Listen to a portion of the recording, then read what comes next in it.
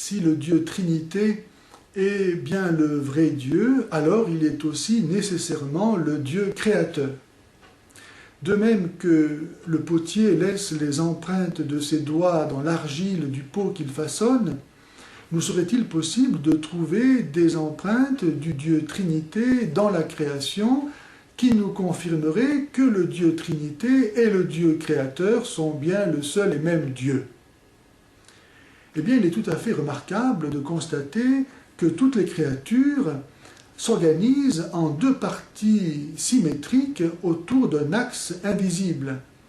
Ainsi, par exemple, de l'horizon, autour duquel s'organisent le ciel et la terre.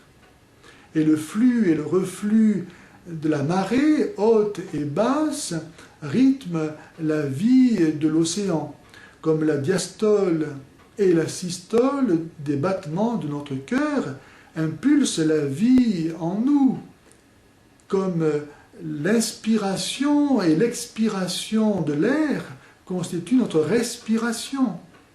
Et à l'image du Dieu Trinité, ou l'Esprit Saint, et ce mouvement, esprit et respiration, c'est la même racine, ce mouvement du Père qui s'exprime dans sa parole, dans son Verbe, et du Verbe qui exprime en retour le Père. Notre corps est constitué de deux parties symétriques qui s'organisent autour d'un axe invisible. Notre visage a deux profils qui se font face, comme le Père et le Fils se font face. Qui me voit, voit le Père, dit Jésus. Un tel Père, tel Fils. Le Père s'exprime totalement dans le Fils, au point que le Fils exprime totalement en retour le Père. Nos deux profils se font face, et la face a sa propre personnalité. Elle n'est pas l'addition des deux profils seulement. Mais elle ne peut pas exister sans les deux autres.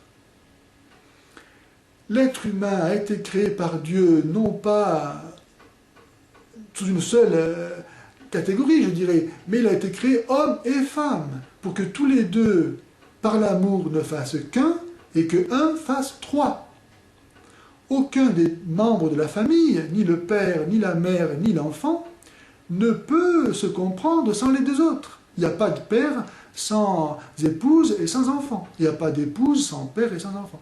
Il n'y a pas d'enfant sans père et mère. Donc nous sommes insérés dans une structure trinitaire. L'être humain lui-même entretient des relations qui sont filiales, fraternelles et paternelles.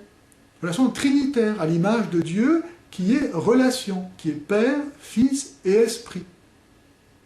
Mais la structure trinitaire de notre être ne s'arrête pas là. Notre esprit, à l'image de Dieu qui est esprit, est lui-même composé de trois facultés spirituelles que sont l'intelligence, la volonté et la mémoire. Et aucune des trois ne peut fonctionner sans les autres.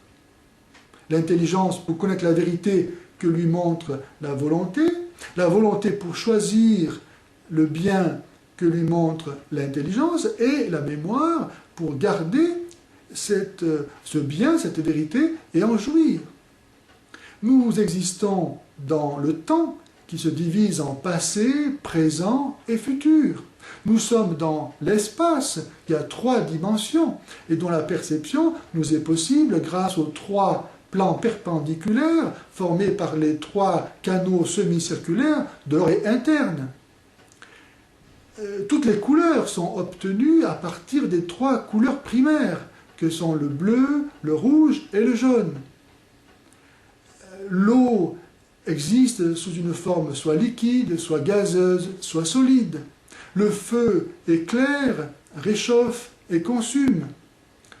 Nous pourrions trouver beaucoup d'autres exemples de la structure trinitaire de la création.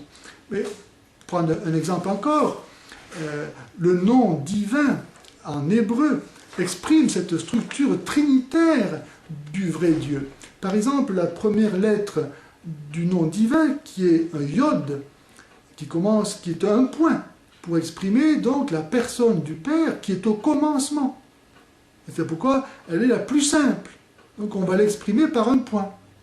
Et ensuite, le Fils est ce point qui descend, l'incarnation du Verbe, la parole qui se donne, qui exprime le Père, hein, exprimée donc par le Vav, la sixième lettre de l'alphabet. Et entre les deux, la même lettre, le He, qui est une respiration et qui exprime parfaitement ce double mouvement de l'Esprit Saint qui unit le Père et le Fils en un seul et même souffle, qui est la vie du Père et du Fils. Évidemment, ce ne sont pas des preuves, ce ne sont que des indices. Mais lorsque tous les indices concourent dans la même direction, l'affaire paraît entendue. Déjà dans l'Ancien Testament, cela a été perçu, par exemple, dans le livre de l'Ecclésiastique, au chapitre 33, au verset 15, il est écrit « Contemple donc toutes les œuvres du Très-Haut, toutes vont par pair en vis-à-vis. » Même livre, chapitre 42, versets 24 et 25, « Toutes les choses vont deux par deux en vis-à-vis, et Dieu n'a rien fait de déficient, une chose souligne l'excellence de l'autre, qui pourrait se lasser de contempler sa gloire ?» L'Extrême-Orient avait perçu cela en divisant les créatures en yin ou yang, mais elle n'a pas perçu la troisième dimension de cette structure de la création. Comme je le disais, ce ne sont que des indices, mais lorsque tous les indices concourent dans la même direction, l'affaire paraît entendue.